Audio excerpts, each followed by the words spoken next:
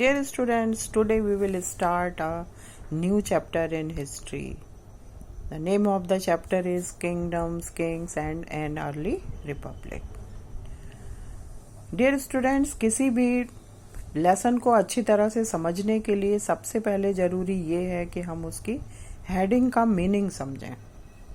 तो इस लेसन की हेडिंग है kingdoms, Kings and an early Republic. It means kingdom means राज्य, किंग्स राजा और अर्ली रिपब्लिक यानी प्रारंभिक गणराज्य. तो इस लेसन के बारे में हम पढ़ेंगे. Let's start the chapter. How some men become rulers. किस तरह से कुछ लोग राजा बन जाते थे. पुराने समय के बता रहे हैं. Choosing leaders or rulers by voting is something that has become common during the last 50 years or so. यानी कि अपना नेता चुनना या रूलर चुनना लगभग पिछले 50 सालों से यही प्रथा चल रही है कि लोग वोटिंग के द्वारा अपना राजा या अपना लीडर चुनते हैं. How did men become rulers in the past? लेकिन पुराने समय में किस तरह से रूलर चुने जाते थे, इसको समझते हैं हम लोग. Some of the rajas we read about in chapters why probably chosen by the jana. कुछ राजा पहले इस तरह से चुने जाते थे, चूजेस बाय द जनाज, लोगों के द्वारा, the people. But around 3000 years ago, लेकिन लगभग 3000 साल पहले, we find some change taking place in the ways in which rajas were chosen. Some men now become recognized as rajas by performing big sacrifices. Sacrifice कहते हैं यज्ञ को. यानी पुराने समय में राजा किस तरह से चुने जाते थे, बड़े बड़े यज्ञ करके लोग अपने आप को राजा घोषित कर देते थे. जैसे कि द अश्वमेध और हॉर्स सैक्रिफाइस. अश्वमेध यज्ञ, जिसको कि हॉर्स सैक्रिफाइस कहा गया है, वॉज वन सच रिचुअल. वो इसी तरह का एक रिचुअल था, परंपरा थी. A horse was let loose. एक घोड़े को छोड़ दिया जाता था फ्री, टू वंडर फ्रीली. वो खुला घूमता था. And it was guarded by the raja's men. और उसकी रखवाली राजा के सिपाही करते रहते थे. If the horse wandered into the kingdom. पूरे राज्य में घूमता रहता था वो घोड़ा और इधर से उधर दूसरे राज्यों में जाता था. उसको पकड़ लेता था, दे हैड टू फाइट. उसको उनके साथ युद्ध करना पड़ता था. If they allow to horse to pass. और अगर घोड़े को फ्रीली वो पास होने की इजाजत दे देता, इट मीन्स वो उनकी एक्सेप्टेंस को स्वीकार कर लेता था. तो ये पुराने समय की बात है. इस तरह से तब राजा चुना जाता था. These rajas were invited to sacrifice which was performed by specially trained priest. जो trained priest यानी पुजारी होते थे, वो इस यज्ञ को करवाते थे. The raja was a central figure in these rituals. इन सारे रिचुअल्स में राजा बिल्कुल सेंट्रल फिगर होता था, मुख्य भूमिका निभाता था.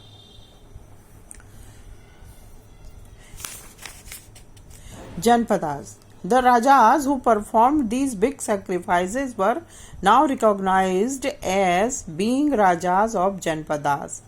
जो राजा इस सैक्रिफाइस को करता था, वो खुद को राजा घोषित कर देता था जनपद का. The word जनपदा literally means the land where the jana sat. जनपदा शब्द का शाब्दिक अर्थ होता था कि वो जगह जहां पर कि लोग रहते थे. एंड सेटल डाउन, सेटल हो जाते थे. The important janapadas are shown on map 4. This is the map 4. इसमें इम्पोर्टेंट जनपद को शो किया गया है. पुराने समय में जो जनपद थे, देखिए ध्यान से. Gandhara, Avanti, Kosala, Vajji, Magadha, Vaishali. These are the important janpads and mahajanpads and cities. After janpadas, some mahajanpads. About 2500 years ago, लगभग 2500 साल पहले, जनपदास became more important. जो जनपद ज़्यादा important होते थे, उनको महाजनपद घोषित कर दिया गया था. Some of these are shown on map. This map shown very important Mahajanpads. Forts were probably built because people were afraid of attacks. जो किले राजा लोग बनवाते थे वो इस तरह से बनवाए जाते थे कि विदेशी आक्रमणों से सुरक्षा करी जाए. It's also likely to some rulers wanted to show how rich and powerful. और किले सिर्फ अपनी सुरक्षा के लिए ही नहीं बनते थे, राजा ये शो करने के लिए भी बनवाते थे कि वो कितने पावरफुल हैं. After that, taxes. As the rulers of Mahajanpad were building huge forts, maintaining big armies, they needed more resources. तो राजा लोग जब महाजनपद के राजा बड़ी बड़ी बिल्डिंग्स बनवाते थे, बिग आर्मीज को मेंटेन करते थे, तो उसके लिए उनको बहुत सारे रिसोर्स भी चाहिए थे. और उस रिसोर्स को प्राप्त करने के लिए वो क्या करते थे? टैक्स वसूल करते थे जनता से. They started collecting regular taxes. Changes in agriculture. There were some major changes in agriculture around this time. One was the growing use of iron plugshare. Iron plugshare का इस्तेमाल करना एक मुख्य चेंज था. This means the heavy clad soil. Clad soil के लिए उसको पलटन करने के लिए एक अच्छे औजारों की जरूरत थी, और इसलिए उन्होंने वुडन प्लगशेयर की जगह आयरन प्लगशेयर का इस्तेमाल करना शुरू कर दिया. Magadha is a big kingdom. Important mahajanapada about 200 years ago, लगभग 200 साल पहले मगध क्या था? एक बहुत इम्पोर्टेंट महाजनपद था. किस लिए इम्पोर्टेंट माना जाता था?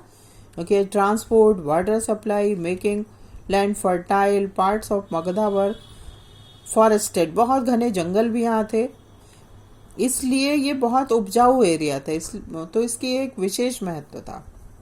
Second one is Vajji. While Magadha became the powerful kingdom, Vajji with its capital at Vaishali. Vajji की कैपिटल क्या थी? वैशाली, बिहार के पास. Was under a different form of government known as gana और संघा. गण या संघ के नाम से इसको जाना गया. Both the Buddha and Mahavira